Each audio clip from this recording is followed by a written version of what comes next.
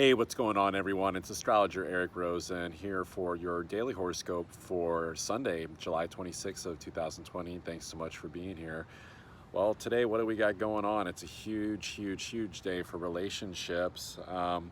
It's funny because these daily horoscopes, it may seem like, especially with the South Node and Sag, there's always tomorrow to figure things out, an optimism of things improving, getting better. But today's one of those reminders that uh, the goodies only go to the good boys and girls that are being in partnerships that they're in alignment with, especially because we have a sun, or excuse me, sun's in Leo, so we want to find our joy and our passion and partnerships, but the moon actually is in Libra. And so with this going on, it's kind of like it is making a very friendly aspect over to Venus to start the day. And so it's like, yeah, there's beautiful harmony in partnerships, but it's harmony in partnerships that are in alignment, that are the right ones for the long haul. And it's not going to be the case for the ones that aren't, because the moon today is also going to be challenged by the things going on in Capricorn, the long road, Jupiter, Saturn, Pluto that are there.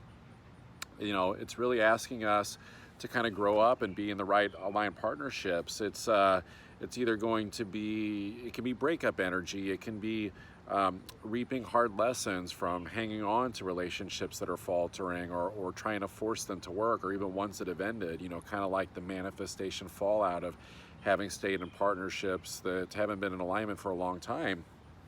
Uh, there's still potential for things to transform, with what they're going to make aspects over to Pluto, but it is retrograde. And so both people got to go deep within themselves and make that deep commitment to their power and their transformation, especially in Capricorn. This is boss energy. This is being in your true power. And so if that decision is made at a deep level, sure, transformation can absolutely occur, but we're talking about pretty seismic, decisions. And, it's probably the smallest percentage of people that can do that. So if I'm, putting some hope out there, I would say that it's for people that have probably already been walking a spiritual path and that just need to really make that hard decision. It's like, if you haven't been walking that, then it might be a little bit of a pipe dream, because that's how deep these decisions have to go. With the faded aspect of the moon over to Neptune, it's it's not getting into the delusion of thinking that there is tomorrow, that things can work out. It's being in alignment with God. It's being in alignment with spiritually aligned partnerships, and not suppressing the reality. It's like, yeah, things can be good, but it's like, look at the reality. Where are things really at in those partnerships? Mercury is in Cancer, so it's like, it knows it's out of its shadow. It's out of its post shadow now, meaning like it's done with all the retrograde energy. It's moving forward. We're starting to look ahead. So we've covered all the ground of everything that we've been learning about how we feel, especially in partnerships, or just about our personal life in general, what we need to have to feel good. And so there's really no like cheating anymore. Like at this point, it would just be, subconscious delusional suppression if a relationship's not in alignment. And so there are, not so friendly aspects going on from Mercury over to Mars and Jupiter, though. And so this, with Mars, with Chiron, it can be, are we, really digging down in the ego and saying, no, like, I want this partnership to be a part of my life anyway.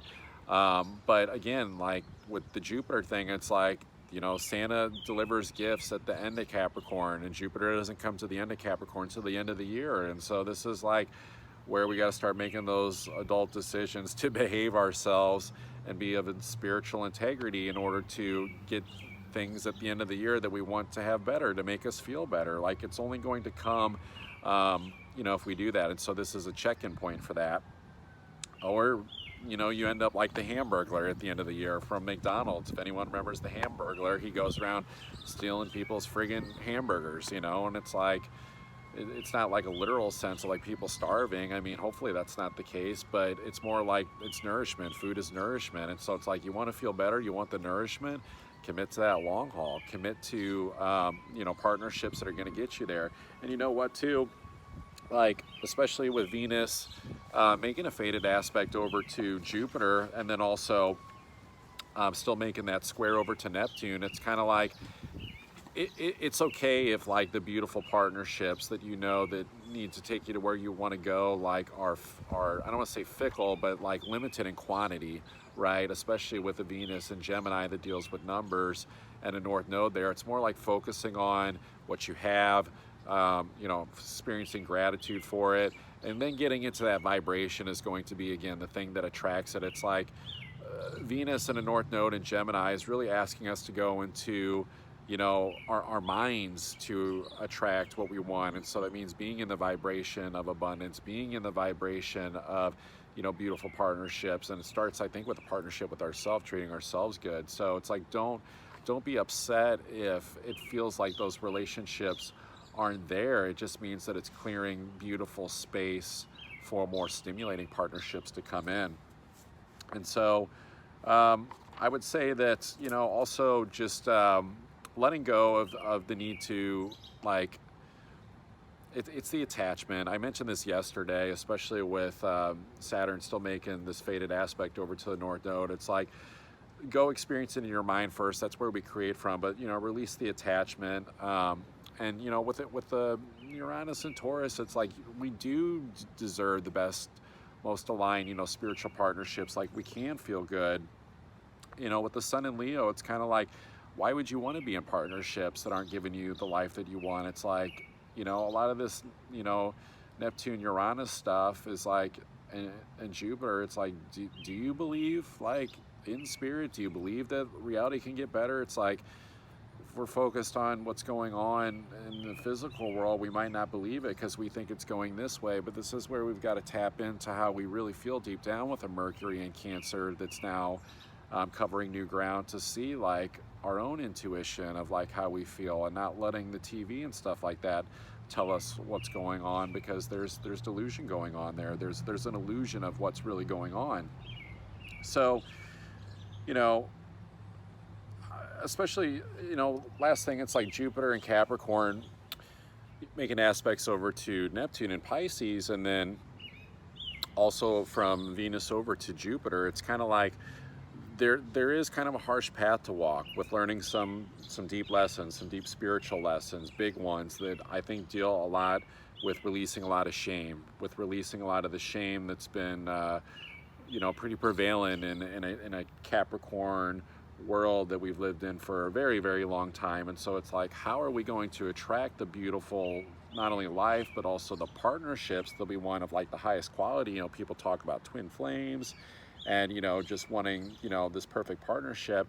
How are we going to attract that vibrationally if we're still carrying, you know, copious excess amounts of shame? It's like, we're only going to attract someone else that's carrying that much shame too. And what happens when you you know, are trying to make a love soup and it's like half of it is like, I don't know, like concrete, you know, it's like eating rocks. It's like, it's shame. It's like, we've got to get that stuff out of the mix. We don't want to put it in the soup of like the love that we're trying to make, you know, kind of a weird analogy, but it's like, how is it going to come in? Like, think about that, like release the shame, then let it come in. But it's almost like, with spirituality, sometimes people forget, like Capricorn, it's like you got to put in the work. Like, there is an aspect of like dealing with the karma. Saturn, Capricorn's very karmic, so just put in the work. The relationships will show up, and just, it's okay to let the other ones fall away. Like, beautiful ones will come, but they're going to come to the magnitude, especially as we go into the fall and the end of the year, on how much we're doing the work, releasing that shame. I love you all, and I will see you on Monday.